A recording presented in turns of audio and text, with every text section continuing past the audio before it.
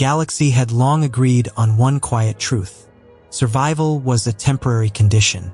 Civilizations rose, burned brightly for a time, and then faded, consumed by war, entropy, or their own excess. The great empires did not mourn them. They cataloged them, archived their ruins, added another footnote to the endless record of what had been. Endurance, the scouts believed, was measurable. You could quantify it in population density, in atmospheric tolerance, in metabolic efficiency, in how quickly a species broke when placed under pressure.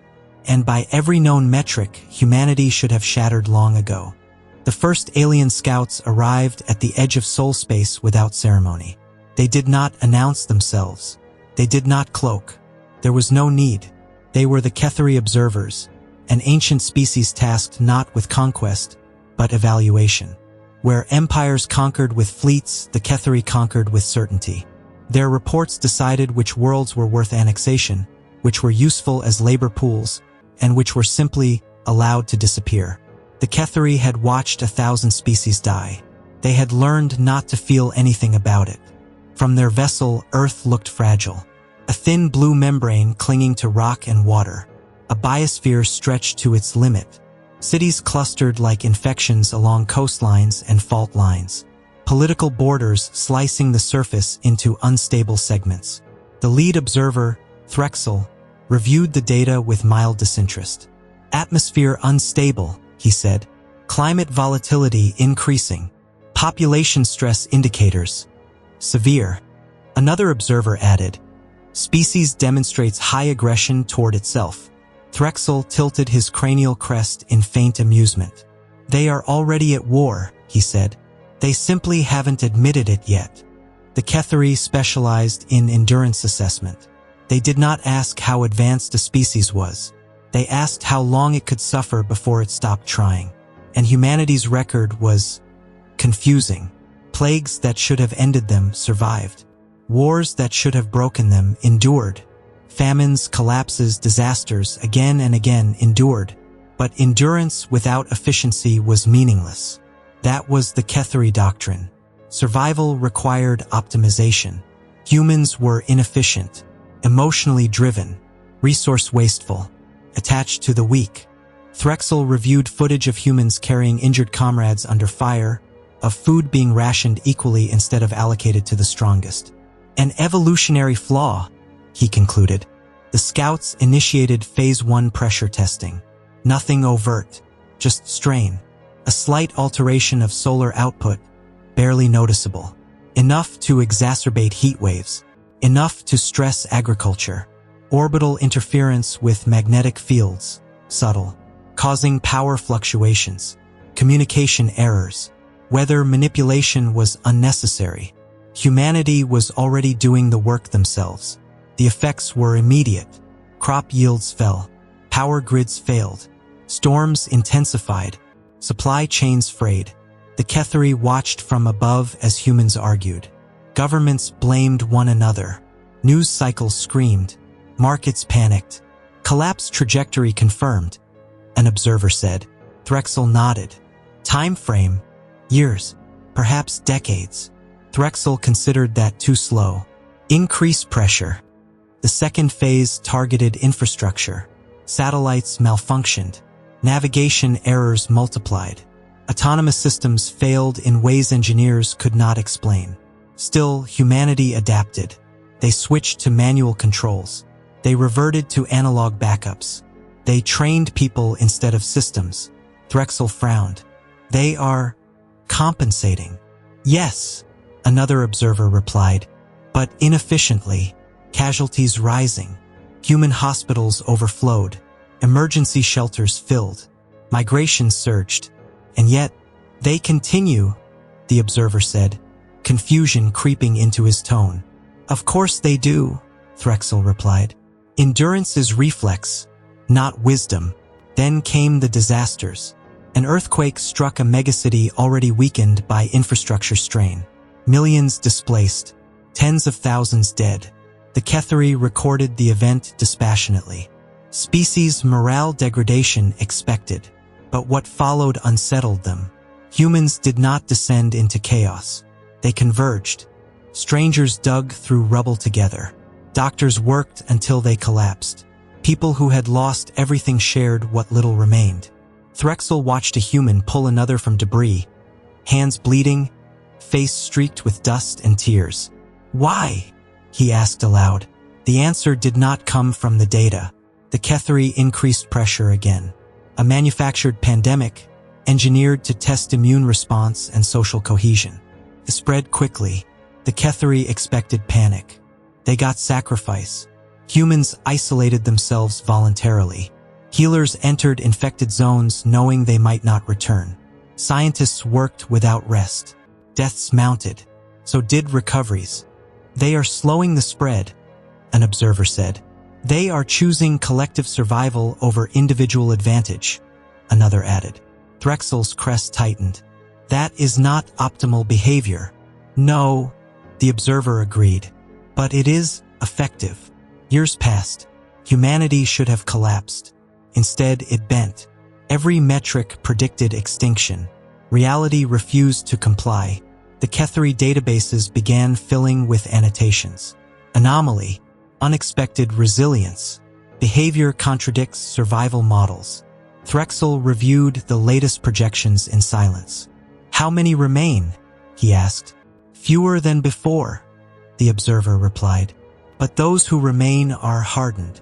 The Ketheri vessel drifted silently above a scarred but living world. Threxel felt something unfamiliar stir. Not fear, not respect, unease. "Continue observation," he ordered. "Escalation." Threxel paused. "No, not yet."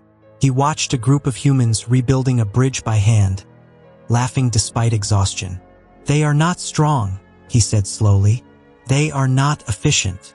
He leaned closer to the display. But they refused to stop. The Ketheri had a phrase for what came next. Terminal persistence. It described the final, pitiful stage of a species that refused to accept extinction. A phase marked by desperation, nostalgia, and symbolic acts that served no strategic purpose. Songs sung over ruins. Flags raised where cities once stood. Children taught histories that would never matter again. Threxel was certain humanity had entered that phase. He was wrong. As Earth's old systems failed, something ancient stirred beneath the wreckage. Not technology, tradition. Humans began doing something the Ketheri had not anticipated. They decentralized. Governments fractured, but instead of collapse, power dispersed. Cities organized themselves into networks of neighborhoods.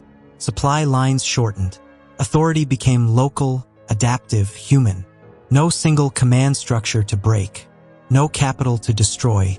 The Ketheri models began producing conflicting outputs. "This behavior lacks coherence," an observer said. Threxel studied the data streams, messy, contradictory, impossible to model. "No," he replied slowly. "It lacks centralization." That distinction mattered. The next pressure test was meant to finish them. A calculated asteroid redirection. Small enough to avoid extinction, large enough to shatter morale. Impact projected in a sparsely populated region, chosen to minimize immediate casualties while maximizing psychological effect. The Ketheri believed fear was the ultimate accelerant of collapse. The asteroid struck at dawn. The shockwave flattened forests. The sky burned white. A crater bloomed where mountains had stood. The Ketheri recorded human reactions across the globe. They expected screams. They saw silence. Then movement. Humans converged on the impact zone, not fleeing, but arriving. Search teams formed within hours. Aid convoys followed roads that no longer existed. People carried water, medicine, tools. Threxel watched in disbelief. "They are approaching the epicenter," an observer said. "Radiation levels remain elevated." "Yes," Threxel said. "Why?" No one answered. Among the humans was a woman named Mara Klein. She was not a soldier. She had been a civil engineer before the first systems failed. She had lost her home to the earthquake, her sister to the pandemic, her career to irrelevance. But she still knew how things were built. Mara stood at the edge of the crater, dust clinging to her skin, and assessed the devastation with clear eyes. "We can stabilize this," she said aloud. Someone laughed. A short, broken sound. "With what?" a man asked. "Hope." Mara shook her head. "No," she replied. "With hands." The Ketheri watched humans do the impossible. They turned disaster into infrastructure. The crater became a geothermal energy site. The debris became raw material. The devastation became useful. "This is irrational," an observer whispered. Threxel felt something cold tighten in his chest cavity. "They are adapting faster than projected," he said. The Ketheri escalated again. Resource denial, trade disruptions, atmospheric interference, subtle poisoning of ocean currents. Human food systems collapsed, and then changed. Local farming exploded. Vertical gardens rose in ruins. Communities shared harvests without currency. Children learned how to grow food before they learned algebra. "They are regressing," an observer said hopefully. Threxel was no longer convinced. "They are remembering," he corrected. Ketheri doctrine stated that suffering revealed truth. But humanity's truth was not what suffering was meant to extract. Instead of hierarchy, humans leaned into cooperation. Instead of efficiency, redundancy. Instead of fear, stubborn attachment to one another. When one settlement failed, another absorbed its people. When one region burned, another rebuilt. Loss did not fracture them. It bonded them. Threxel convened a full observer council. "This species should be extinct," he said bluntly. Silence answered him. An elder observer finally spoke. "They do not endure because they are strong," it said. "They endure because they refuse to let go of one another." "That is sentiment," Threxel snapped. "No," the elder replied calmly. "It is a strategy." The Ketheri archives were searched for precedent. None existed. No species had ever converted collective trauma into a survival engine. Most turned inward. Humans turned outward. Most hoarded. Humans shared. Most collapsed under grief. Humans built monuments to it and then kept going. Then came the first human counteraction. It was not violent. It was not technological. It was awareness. Human astronomers, working with repurposed equipment, optical lenses, and hand-calculated trajectories, noticed anomalies in solar output. Patterns. Intent. Mara Klein was among them. "They're testing us," she said quietly, staring at a chalkboard filled with equations. "Pushing. Watching." A young man beside her swallowed. "Aliens?" Mara nodded. "And they're very bad at understanding people." The idea spread not as panic but as clarity. Humanity was not alone. And worse, someone was deciding whether they deserved to live. That realization did not break them. It united them. Messages spread through analog networks. Handwritten notices. Radio signals bounced through salvage towers. No pleas were sent. No threats issued. Instead, humanity did something unexpected. They prepared. Not for war. For survival on their own terms. Threxel watched the shift with growing dread. "What are they doing?" he demanded. An observer hesitated. "They are reorganizing for permanence." That word struck harder than any projection. Permanence. The Ketheri had never failed an assessment. Not once in their long, sterile history, but as Earth spun below, scarred, defiant, alive, Threxel felt certainty slipping through his grasp. For the first time since he had taken his post, he recorded a note not meant for the official archive. "This species does not behave as prey. They behave as survivors who have already accepted loss and chosen meaning anyway." Threxel closed the log slowly, and for the first time the Ketheri did not ask, "How long until they break?" They asked something far more dangerous. What happens if they don't? The Ketheri Empire had never lost a war. That truth was carved into their history not as propaganda, but as data. Entire civilizations reduced to compliance curves. Resistance measured, predicted, neutralized. Victory, for the Ketheri, was a mathematical certainty, which was why Earth had become an anomaly. Threxel stood before the strategic holosphere, watching human population clusters rearrange themselves like living organisms. The models refused to stabilize. They are exceeding loss thresholds, an observer muttered. Casualties should have collapsed morale weeks ago. Threxel did not respond. He had stopped trusting projections. Humanity's infrastructure was shattered. Their skies were scarred. Their oceans disrupted. Their technology stripped to bones. And still, they endured. Not quietly, not meekly, but actively. The next Ketheri action was surgical. Targeted atmospheric manipulation.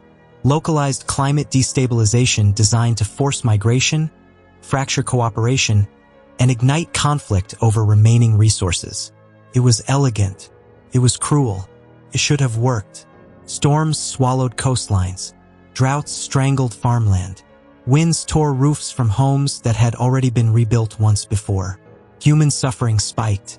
And then something extraordinary happened. They adapted again.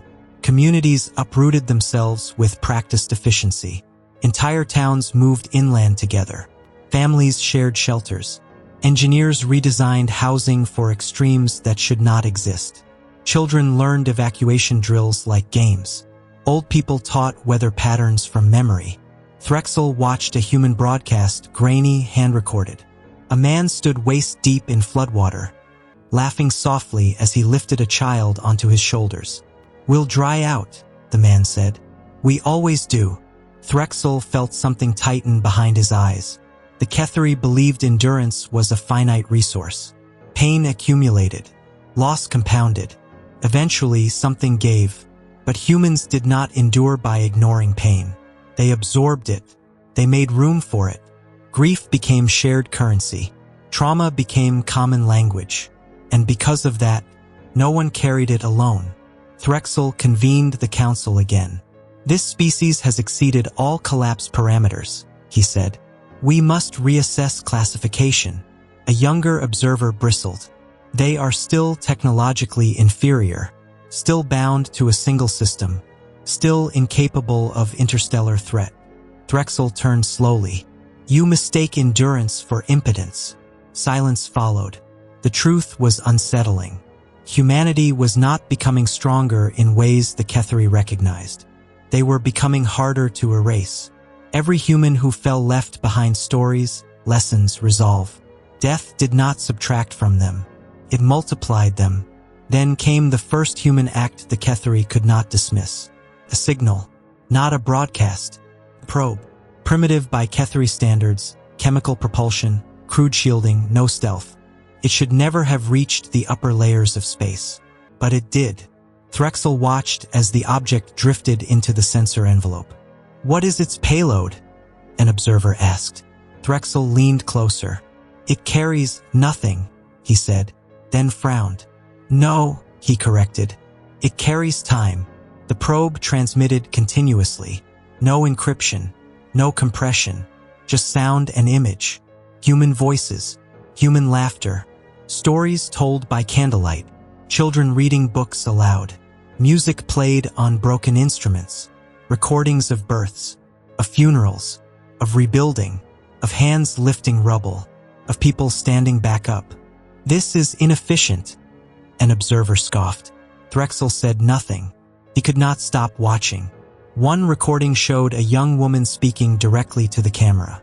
"If someone finds this," she said softly, "I hope you understand something." She took a breath. "We are not strong because we win." Her voice wavered but did not break. "We are strong because we don't disappear." The signal looped, over and over. Threxel terminated the feed. Not because it was useless, because it was dangerous. The probe was allowed to pass. No weapon fired. No interception attempted. That decision went unrecorded. Within the Ketheri Empire, subtle fractures began to form. Observers questioned assumptions. Strategists adjusted margins. Some even began to speak quietly of coexistence. Threxel felt the weight of it pressing inward. He had come to Earth expecting terminal persistence. What he had found instead was something else entirely. Humanity was not surviving despite suffering. They were surviving through it. Back on Earth, Mara Klein stood atop a rebuilt ridge overlooking a settlement that should not exist. Solar arrays patched together from scrap. Wind turbines improvised from salvaged aircraft parts. Homes clustered tightly, built for storms and shared warmth. A child tugged at her sleeve. "Are they still watching us?" the girl asked. Mara knelt. "Yes," she said honestly. The girl nodded. "Good." Mara blinked. "Why good?" The child smiled. "So they know we're still here." That sentence echoed across the stars. Because Threxel heard it, not as sound, but as truth. The Ketheri Empire had always believed victory was about control. Humanity was teaching them something terrifying. Control was optional. Connection was not. As Earth endured one more night beneath alien scrutiny, Threxel updated his private log again. This species does not resist extinction. They refuse it, not through force, but through continuity. He stared at the blue planet longer than protocol allowed. And somewhere deep within the Ketheri consciousness, a forbidden thought took shape. If humanity ever reached the stars, they would not come as conquerors. They would come as something far more disruptive. Witnesses. The Ketheri escalation began without ceremony. No declarations. No ultimatums. No final warnings. Just gravity. Orbital stabilizers, machines older than human civilization, shifted their influence. Tectonic plates groaned. Fault lines awakened. Entire regions of Earth shuddered as pressure was applied with surgical precision. Not enough to destroy the planet. Enough to remind it who held power. Cities cracked. Mountains wept stone. And still, humanity did not kneel. Threxel watched the seismic overlays scroll across the holosphere. "They will fracture now," a strategist said calmly. "Resource conflict is inevitable." Threxel did not answer. He had learned caution. On Earth, Mara Klein felt the ground roll beneath her feet like a living thing. People screamed. Buildings swayed, then steadied. She stood among them, hands raised, voice hoarse but steady. "Stay together," she shouted. "Check on each other." And they did. Strangers locked arms. Neighbors became family. Names were learned in the dark. Endurance did not require heroics. It required each other. The Ketheri Empire expected collapse through isolation. Humans responded with congregation. Shelters expanded. Networks reformed not digitally but physically. Messengers traveled on foot, bicycle, sail, anything that moved. Information spread slower, but it spread truer. Rumors died. Hope did not. A Ketheri observer raised a clawed appendage. "They are forming non-hierarchical command structures." Threxel nodded. "Yes," he said. "They are removing failure points." The next escalation was meant to break spirit. A focused energy discharge over a desert settlement. No population center. No strategic value. Just symbolism. The sky burned white. When the dust cleared, the settlement was gone. Silence fell across Earth. For exactly 12 hours. Then the footage appeared. A survivor, face blackened, eyes fierce, stood before a crude camera. "My name is Tomas Reyes," he said. "That was my home." He gestured behind him at scorched ground. "They thought this would scare us." His voice shook, not from fear, from rage held in check. They were wrong. He raised a flag made from salvaged cloth. Not a nation's, humanity's. "We're still here." The recording reached Threxel's chamber within minutes. He did not turn it off. The Ketheri Council grew restless. "This is inefficient," one elder snapped. "We are expending influence with diminishing return." Another replied, "They do not understand inevitability." Threxel finally spoke. "No," he said quietly. "We do not understand defiance." The first human counterstrike came not as violence, but as denial. Earth began to refuse the Ketheri narrative. Human broadcasts, fragmented, crude, repeated a single message across every working frequency. "We are not conquered." Not a challenge. A statement. Threxel noticed something alarming. Human language did not frame the Ketheri as gods, or demons, or invaders. They framed them as obstacles, temporary ones. "Show me their military capacity," Threxel ordered. The display populated. It was pitiful. Obsolete weapons, hand-built launch systems, vehicles held together by welding scars and hope. "They cannot defeat us," a strategist said. Threxel leaned forward. "They are not trying to." The humans were not preparing for victory. They were preparing for persistence. Every action bought time. Every sacrifice preserved memory. Every child taught ensured continuity. They were not fighting to win now. They were fighting to exist later. Mara Klein sat beside a fire, teaching children how to write with charcoal. "Why do we have to learn this?" one asked. "So no one can erase us," Mara replied. "Even if they break our machines." The child nodded solemnly. Threxel watched the recording, and for the first time, fear brushed his consciousness. Not fear of defeat, fear of irrelevance. The Ketheri Empire thrived on finality. They ended wars. They ended resistance. They ended uncertainty. Humanity refused endings. Threxel issued a controversial order. "Cease planetary destabilization." The council erupted. "You show weakness." "No," Threxel replied. "I show adaptation." He gestured to Earth's image. "If we continue, we will teach them something far worse." "What?" "How to survive us forever." The Empire shifted strategy. Containment, observation, patience. It was the first time in Ketheri history such a choice had been made. And it was already too late, because humanity had learned something irreversible. The Ketheri were not omnipotent. They could be resisted, not beaten, resisted, and that was enough. Mara Klein looked up at the night sky, stars returning slowly as power grids flickered back to life. "They're still there," someone whispered. She nodded. "Yes. Are you scared?" Mara considered the question, then smiled. "No," she said. "They should be." Far above, Threxel closed his eyes. Humanity had not shattered under pressure. They had compressed. And like carbon under unimaginable force, they were becoming something new. The Ketheri Empire had a word for resistance. It translated poorly into human language, but the closest approximation was inefficiency. Resistance was something wasteful, predictable, temporary. It burned itself out. Humanity did not, and that was the problem. Across the Ketheri Dominion, observers noticed small irregularities. Delayed reports, hesitant executions of protocol, commanders requesting clarification where none should be required. Threxel saw them all. He did not reprimand. He watched. The human signal probes continued to drift outward. Some were destroyed. Some were ignored. Some quietly were allowed to pass. They carried no weapons, only memory, songs, stories, images of hands rebuilding walls, voices speaking names of the dead so they would not vanish. These were not messages of surrender. They were declarations of continuity. A junior Ketheri observer made a mistake.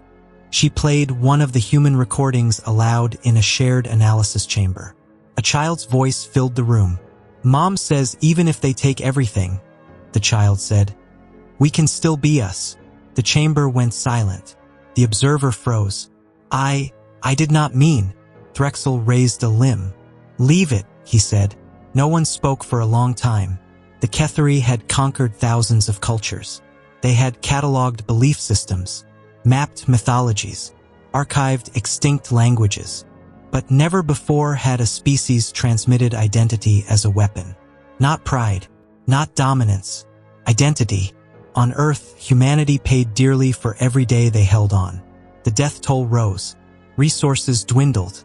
Entire regions became uninhabitable. And yet there was no collapse. There was fatigue. There was grief. But not surrender. Mara Klein buried a friend beneath a stone marker etched by hand.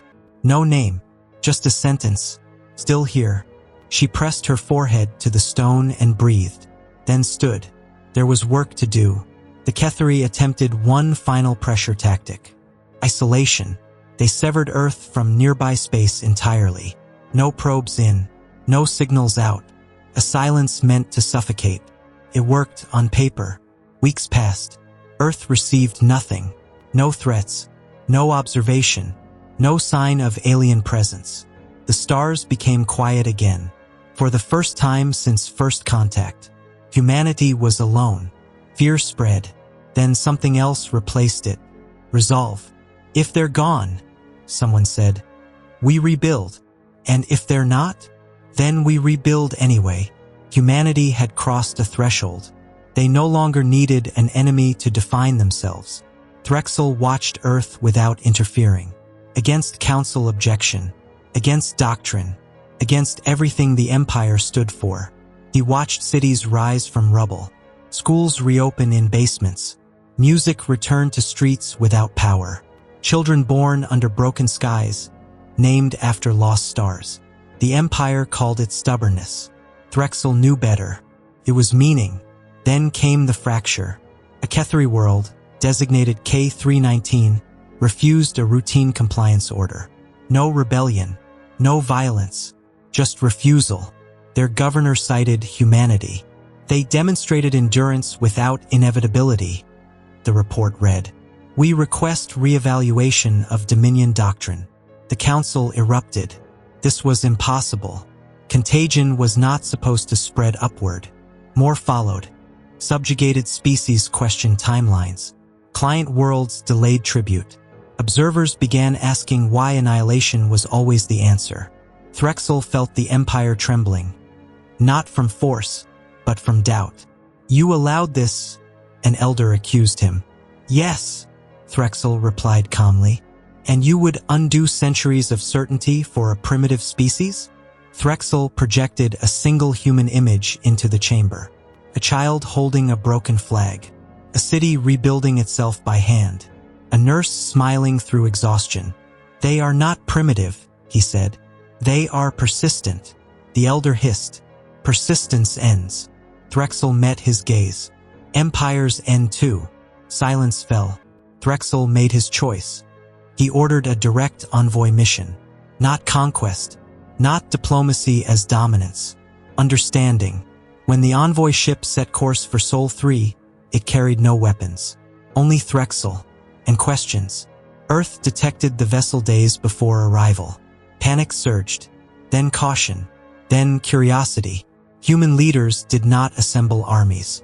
They assembled people. Engineers. Medics. Teachers. Survivors. Mara Klein stood among them. She had not been chosen for rank. She had been chosen because she was still standing. The envoy ship descended onto a scarred plain. The air shimmered. The hatch opened. Threxel emerged. No armor. No throne. No symbols of inevitability. Just a being who had watched humanity refuse to disappear. I come, Threxel said, voice carried by translation field. Not to command. The humans waited. I come to understand. Mara stepped forward. You watched us suffer, she said evenly. Yes, Threxel replied. And you still stood, he added softly. Yes, Mara said. They regarded one another. Two species shaped by entirely different truths. What do you want? A human asked. Threxel answered without hesitation. To know how you endure without surrender. Mara thought for a moment, then gestured behind her. Toward ruins, rebuilding hands, children laughing somewhere unseen. We don't, she said. We endure and we refuse. Threxel recorded that, because it changed everything. Threxel remained on Earth for 3 full rotations. Not as a ruler, not as a judge, as a witness. He walked among humans who should have hated him. Some did. Most did not. They were too busy living. He saw children learning beneath patched roofs, teachers writing lessons on salvaged metal sheets. He watched medics work without rest, hands steady despite exhaustion that would have broken most Ketheri. He witnessed mourning rituals that did not glorify death, but honored continuity. Human grief was not silent. It was communal. It was shared. One evening, as dusk painted the ruined horizon gold, Threxel asked Mara a question that had haunted him since first contact. Why did you not surrender? He asked. when surrender would have preserved more of you. Mara did not answer immediately. She handed him a cup of water, boiled and filtered by hand. Because, she said finally, there are worse ways to die than being killed. Threxel absorbed that in silence. The envoy returned to the Kethri council chamber carrying no trophies, only recordings, voices, faces, stories. Threxel did not argue doctrine. He presented evidence. A species that survived ice ages without technology, that rebuilt after plagues, that stood back up after every collapse because memory mattered more than comfort. They cannot be ruled through inevitability, Threxel said. They do not obey it. The elders scoffed. Then the reports arrived. Client systems delaying compliance. Subjugated worlds invoking human precedent. Governors refusing annihilation orders. The empire was no longer unified, not because of rebellion, but because inevitability had been disproven. Threxel delivered his final address. We believed control defined strength, he said. We believed endurance was weakness prolonged. He paused. We were wrong. He gestured to the human recordings. They endure because they choose meaning over certainty. Silence filled the chamber. The Dominion withdrew from Sol 3, not in defeat, in recognition. Earth was reclassified, not as conquered, not as threat, but as unaffiliated sovereign civilization, a status never before granted. Humanity watched the stars grow quiet. There were no cheers, only long breaths released. And then, rebuilding. Years passed. Earth healed slowly. Scarred lands bloomed again. Cities grew wiser, not taller. Technology returned, but never replaced human presence. Humanity reached the stars cautiously, not with fleets, with envoys, with questions, with stories. When humans finally stood before the Galactic Assembly, they were not alone. Other species stood with them, species who had watched, who had remembered, who had learned that endurance could be chosen. Threxel, older now, watched from the gallery as a human speaker finished their address. We are not here to rule, the human said. We are here because we survived. The galaxy listened. For the first time in its ancient history, power was not measured in fleets or firepower. It was measured in refusal. Refusal to vanish. Refusal to forget. Refusal to surrender meaning. And so the galaxy changed. Not all at once, but permanently, because one species had been dismissed as weak, and endured anyway. And for the first time, the galaxy understood what it truly meant to be human. If the story moved you, subscribe HFY Story Vault for more human stories from the stars.